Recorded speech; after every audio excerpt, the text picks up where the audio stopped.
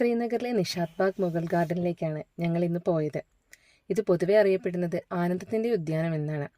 ദാൽ തടാകത്തിൻ്റെ കിഴക്ക് വശത്തായി നിർമ്മിച്ച ഒരു ടെറസ്ഡ് പൂന്തോട്ടമാണിത്.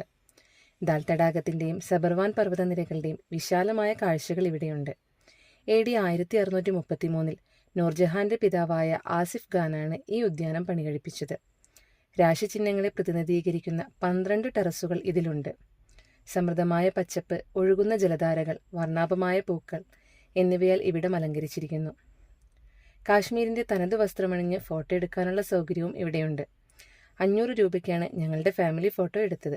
ഉദ്യാനത്തിന് നടുവിലൂടെയുള്ള പാതയിൽ ഞങ്ങൾ നടന്നപ്പോൾ വിവിധ നിറത്തിലുള്ള പൂക്കളുകൾ മാത്രമല്ല, വ്യത്യസ്തമായ സസ്യങ്ങളെ വെട്ടിയൊതുക്കി മനോഹരമാക്കി വെച്ചിരിക്കുന്നതും പാതയുടെ ഇരുവശത്തും കാണാമായിരുന്നു. പൂന്തോട്ടങ്ങളുടെ വിവിധ ഭാഗങ്ങളിലായി കാശ്മീരിൽ മാത്രം കണ്ടുവരുന്ന ഭംഗിയുള്ള ഇലകളോടുകൂടിയ ചിനാർ വൃക്ഷങ്ങളും ഉണ്ടായിരുന്നു. അവിടെ നിന്നും ഇറങ്ങിയ ഞങ്ങൾ യാത്ര തിരിച്ചത് ഉച്ചഭക്ഷണം കഴിക്കാനായിരുന്നു.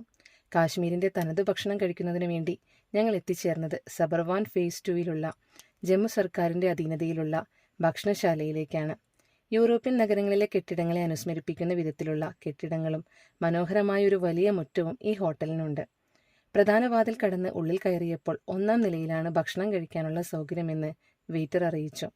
താഴത്തെ നിലയിലെല്ലാം കുട്ടികളുടെ കളിയുപകരണങ്ങൾ കൊണ്ട് നിറച്ചിരിക്കുകയാണ്. സ്റ്റെപ്പുകൾ കയറി ഞങ്ങൾ ഭക്ഷണമുറിയിലേക്ക് എത്തി. അവിടെ മനോഹരമായ സജ്ജീകരണങ്ങളായിരുന്നു. ഞങ്ങൾക്ക് അനുവദിച്ച ഭാഗത്തേക്ക് ഞങ്ങൾ നടന്നു. ഇരിപ്പിടങ്ങൾ കണ്ടെത്തി. ഓർഡർ നൽകിയ ശേഷം അല്പനേരം വിശ്രമിച്ചപ്പോൾ തന്നെ കാശ്മീരിൻ്റെ ആഘോഷങ്ങളിൽ ഏറ്റവും പ്രാധാന്യം അർഹിക്കുന്ന വിഭവമായ വസ്വാൻ ഞങ്ങളുടെ മുമ്പിലെത്തി. ഓരോ നാട്ടിൽ ചെന്നാലും ആ നാട്ടിലെ തനത് രുചി അറിഞ്ഞിരിക്കുക എന്നത് ഞങ്ങൾക്കിഷ്ടമുള്ള കാര്യമാണ്. ഭക്ഷണശേഷം കാശ്മീരി മധുരമായ ഫിർനയും കഴിച്ചാണ് ഞങ്ങൾ അവിടെ നിന്നും ഇറങ്ങിയത്. അതിനുശേഷം ഞങ്ങൾ പോയത് ശ്രീ ശങ്കരാചാര്യരുടെ ക്ഷേത്രത്തിലേക്കാണ്.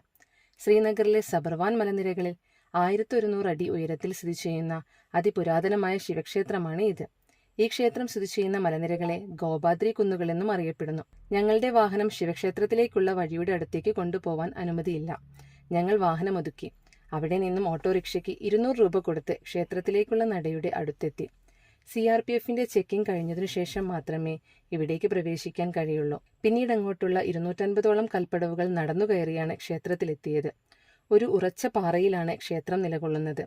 ചതുരാകൃതിയുള്ള ക്ഷേത്രത്തിന് ചുറ്റുമുള്ള നടപ്പാതയിൽ നിന്ന് താഴേക്ക് നോക്കിയാൽ ശ്രീനഗർ മുഴുവനായി കാണുന്നതായി തോന്നും.